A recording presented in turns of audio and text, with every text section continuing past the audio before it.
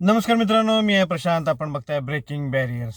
मित्रांनो, काही दिवसापूर्वीची घटना आहे, ती म्हणजे एक अत्यंत महत्त्वाची घटना आणि मला खरोखरच त्या घटनेमुळे आनंद झाला.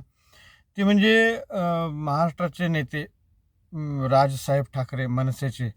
त्यांनी मोदींना आणि भाजपला आणि महायुतीला पाठिंबा द्यायचं जाहीर केलं. म्हणजे ते महायुतीत आले महाराष्ट्रामध्ये आणि खरोखरच महाराष्ट्राला, मला, सगळ्यांना आनंद झाला आहे. आणि अर्थात लोक म्हणतील की आता भाजपमध्ये आलेत म्हणून तुम्ही आनंद झाला म्हणताय वगैरे असं. तर खरं तर राजसाहेब ठाकरे यांना महाराष्ट्रात कोण ओळखत नाही असं नाही आहे. देशात पण त्यांना ओळखतातच. प्रत्येकाला इन्क्लुडिंग मी, राजसाहेब ठाकरे हे एक व्यक्तिमत्व म्हणून आदर आहेच. अर्थात प्रत्येकाचे आपापले पक्ष असतात, प्रत्येकाचे आपापले व्ह्यूज असतात, त्याप्रमाणे ते जात असतात. तर तर भाजपमध्ये आले म्हणून मला आनंद झाला नाही. माझं म्हणणं होतं की अर्थात कारण कसं आहे की 2019ला त्यांनी भाजपबद्दल बरेच वाकडं बोलले होते. मोदीजींबद्दल बरंच वाकडं बोलले होते. ते वाईट वाटलं होतं. वाईट अशासाठी वाटलं होतं की नाही की त्यांनी बोलले म्हणून. वाईट तर भाजपला आणि मोदीजींना बरेच जण बोलतात. पण त्यांनी बारामतीच्या सांगण्यावरून वाईट बोलले, याचं जास्त वाईट वाटलं. राग आला नाही, वाईट वाटलं होतं. कारण जाणवत होतं की हे कसं असते प्रत्येक पक्ष असतो, त्याला आपली एक जागा तयार करायची असते. आणि मनसे तसा नवीन पक्ष आहे. 15 वर्ष झाले असतील. मग राजसाहेब यांनी आपला पक्ष वाढवण्यासाठी काही प्रयोग करतात माणसं. काही चुकतात, काही बरोबर होतात. तर त्यातला हा एक प्रकार होता की त्यांनी बारामतीची बस पकडली. आणि मला वाटते 2019च्या निवडणुकीनंतर राजसाहेबांना ते कदाचित जाणीव झाली पण असणार की हो, आपलं या ठिकाणी थोडं चुकलं. आणि ह्यात त्यांनी ते मला वाटतं काही ठिकाणी मान्य पण केलं होतं की नाही, ती बारामतीची बस घेण्यात जरा चूक झालीच ती. पण तरी काही असलं तर त्यावेळी जी आता त्यांनी आता जो निर्णय घेतला आहे, त्याला मला वाटतं की त्यांनी अत्यंत विचारपूर्वक निर्णय घेतला आहे. की आता त्यांना पण माहीत आहे, ते पण प्रगल्भच आहेत. त्यांचं ज्ञान, त्यांची ताकद ही प्रचंड आहे. त्यांच्या मागे समर्थक प्रचंड आहे. त्यामुळे तो जे निर्णय घेतात, ते पूर्ण विचार करूनच घेणार आहेत आणि आता घेतला असणार असं मला जाणवतंय. कारण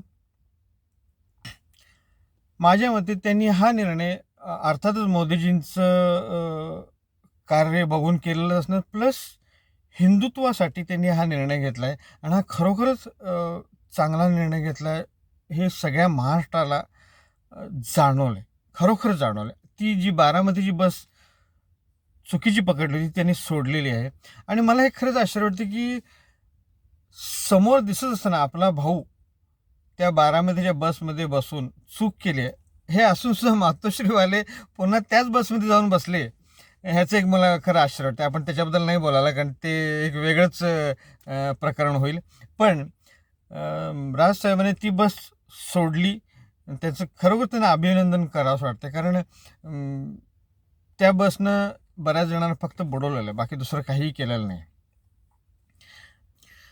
आणि मला आनंद ह्यासाठी वाटतो की महाराष्ट्रात खरोखर सगळे चांगले लोक एकत्र एका छत्रीखाली आलेले आहेत.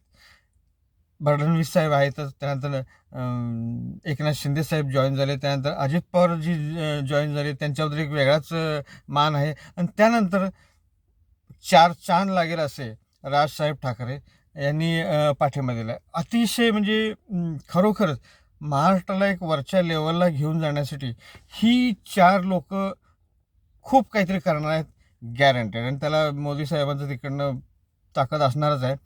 आणि मला ह्यात राजसाहेब ठाकरे यांचे एक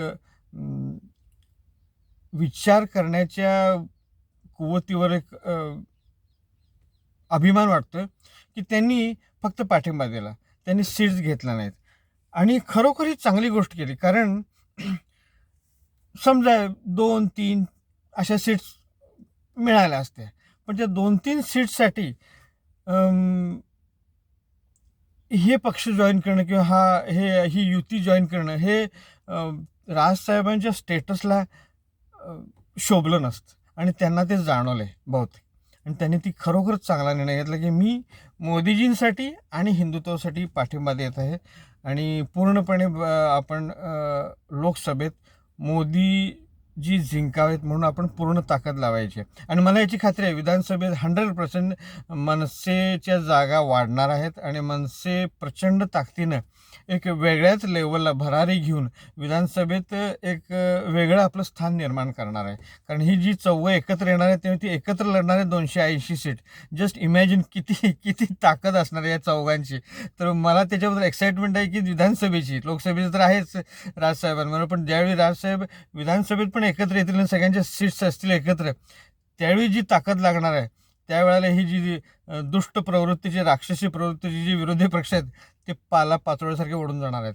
आणि मी जे स्वप्न आहे की विधानसभेच्या निवडणुकीत एक अतिशय ही 4 लोक, ताकदीची लोक एकत्र येऊन एक महाराष्ट्र, अतिशय मोठा महाराष्ट्र घडवण्यास मदत करणार आहेत. पण आत्तापुरतं लोकसभेला त्यांनी जे केले, आय लाईक इट.